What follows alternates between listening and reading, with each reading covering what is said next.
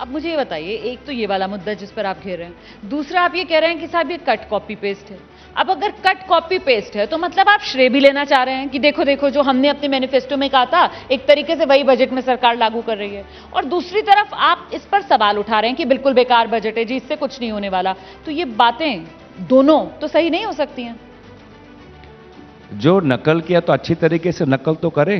अच्छा, नकल करने में भी उनके फेल हो गए। कैसे? हमने अप्रेंटिसशिप हमने निकाला था। हाँ जी। अप्रेंटिसशिप में हमने बोला था कि हम जो अमाउंट हमने फिक्स किया है, हम इतना अमाउंट हम फिक्स करना चाहते हैं। 8,500। वो अप्रेंटिसशिप वो ढंग से नकल नहीं कर पाए। तो जो भी अगर नकल भी करना है, थोड़ा बहुत जो नकल किया वो भी ढंग से करते। एंजल टैक्स हमने कहा था कि एंजल टैक्स में आप इसको हटा दीजिए, उन्होंने एंजल टैक्स किया। लेकिन इंडेक्सेशन के साथ जो उन्होंने ये जो फेरबदल किया है, उससे आज मुंबई में मुंबई के लोगों को फ्लैट खरीदने में कितनी और परेशानी होगी आप लोग जानते हैं। तो इसलिए मैं कहता हूं नकल करो। एमजीएनरेगा आज भी वो चल रहा है, पर एमजीएनरेगा की बात नहीं करते। आज अगर एक स्कीम है जिसने कोविड के समय लोगों की मदद की, वो एमजीएनरेगा है, मनरेगा। एमजीएनरेगा, मनरेगा, आप जैसे आप उचित समझे। तो नकल करिए तो अच्छी तरीके से करिए। सुझाव लेना है तो सुझाव लीजिए हमसे। हमने पहले दिन से कहा कि हम एक सकारात्मक सकारात्मक विरोधी बनना चाहते हैं। हम भी कबूल करते हैं कि हमारे पास वो संख्या नहीं है जिससे कि हम सरकार बना पाए, लेकिन हमें शत्रु की तरह ना ले। अगर हमारे पास कोई सुझाव है, अगर कोई अच्छे सुझाव है तो लीजिए।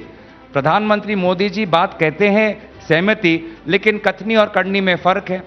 सहमति की बात करते हैं जब हम बोलते हैं कि डिप्टी स्पीकर परंपरा के अनुसार आप विरोधी पक्ष को दीजिए, वो नहीं मानते। हम सहमति की बात कहते हैं, हम बोलते हैं कि मणिपुर की बात सुन लीजिए, वो नहीं सुनते।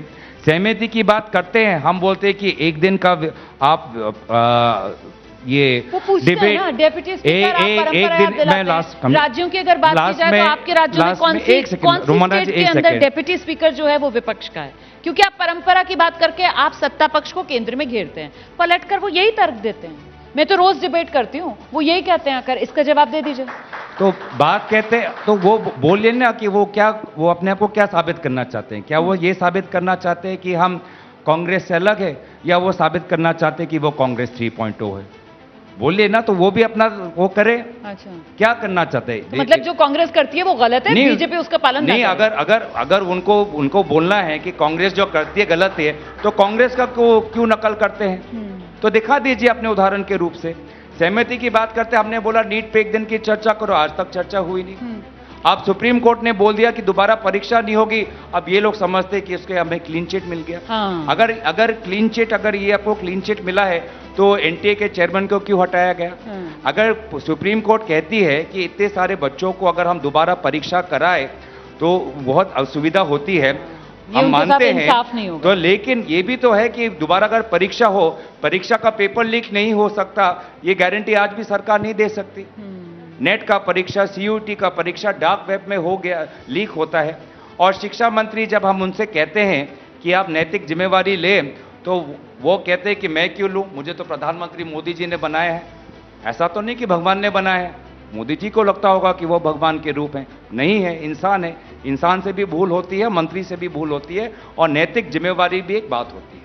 ठीक है, आप यहाँ पे बहुत फोकस कर रहे थे कि साहब इस बजट में जो सरकार है वो मजबूर सरकार है, उसका फोकस बस 2 ही स्टेट्स पर रहा। लेकिन सरकार की तरफ से तो 2 स्टेट्स नहीं, 2 दल जो 2 राज्यों के अंदर शासन कर रहे हैं। 2 स्टेट्स नहीं, 2 दल। ठीक है, लेकिन सरकार तो कहती है कि उसने तो कोई भेदभाव किया नहीं है। वो तो बताती है किस तरीके से सभी स्टेट्स के लिए कुछ ना कुछ है। और नाम लेने की जहां तक बात हुई तो वो तो सिक्किम का नाम भी और हिमाचल प्रदेश का नाम जब ले रही थी वित्त मंत्री निर्मला सीतारमण बजट भाषण में, तो बाकायदा मैंने गौर किया कि उनकी नजर विपक्षी दलों की तरफ, जो जहां पर विपक्ष के सांसद बैठे हुए थे, आपकी तरफ भी शायद उन्होंने देखा था ना। बहुत मैं तो आपको काबिले तारीफ है, आपने इतना पकड़ लिया। हाँ, वास्तविक वो मेरे तरफ देख रही थी, क्योंकि मैंने कहा था कि आप कोसी नदी की बात करें, नेपाल की बात करें तो ब्रह्मपुत्र की बात करें, आप दार्जिलिंग की बात करें, उत्तर बंगाल की बात करें, कर्नाटक की बात करें। आज दिल्ली में हल्का सा बारिश हुआ, दिल्ली में आर्टिफिशियल फ्लडिंग है, कहीं हमें स्मार्ट सिटी दिखता नहीं है। तो देखिए, सत्ता पक्ष अपनी बात रखेगी, लेकिन मुझे कहने की जरूरत नहीं है। आज आप विभिन्न जो जितने भी अखबार आए हैं, अखबार का फ्रंट पेज पढ़ लीजिए, हर अखबार का फ्रंट पेज ये कहता है कि ये मजबूरी में बनी हुई एक बजट है। अब हम तो विपक्ष में, हमारा तो इतना दबदबा नहीं है अखबारों पर, वो तो सत्ताधारी सरकार का है, लेकिन अखबार जो जिसका दबदबा हमारा उन पे नहीं है। आज सारे अखबार के फ्रंट पेज देख लीजिए, सभी ने कहा कि कमजोर बजट, राजनीतिक परिस्थितियों को समझते हुए, 2024 के निर्वाचन के नतीजे को समझते हुए ये एक बजट वैसा है। ये रीड करने का तरीका हो सकता है, क्योंकि बहुत सी हेडलाइंस मैंने पढ़ी जिसमें था कि साहब जबरदस्त पॉलिटिकल एक्यूमेन भी है और इकोनॉमिक प्रूडेंस भी है, और इसी के चलते देखिए सहयोगियों को भी साथ लिया, और इसी के चलते जो फिस्कल डेफिसिट है, जो फिस्कल डेफिसिट है उसको भी कंटेन किया हुआ है। पेज 4 पेज 5 में आपको मिला होगा। मुझे आप कौन सा अखबार का फ्रंट पेज में ये दिखाया, मुझे दिखा दीजिए। हाँ। ये सारे जो टेक्निकल जो पॉइंट्स है, ये पेज 4 पेज 5 अंदर है। क्लियर हेडलाइन आज पूरे देश भर में ये है कि मिडिल क्लास निराश। लेकिन गोकुल साहब, devil lies in the detail, तो डिटेल्स भी तो पढ़नी चाहिए ना। जैसे ही घड़ी का काटा दोपहर 2:30 पे आए, बबीता जी का दिल सास बहू साजिश के लिए मचल जाए। और ये है इनकी बहू, पूरे दिन ऑफिस की टेंशन हो जाए गॉन जब ये करें अपना फेवरेट शो फ्री टाइम पे ऑन। इनकी तरह आप भी देखिए अपना फेवरेट शो अपने टाइम पर और डाउनलोड कीजिए एबीपी लाइव ऐप अपने स्मार्ट टीवी पर।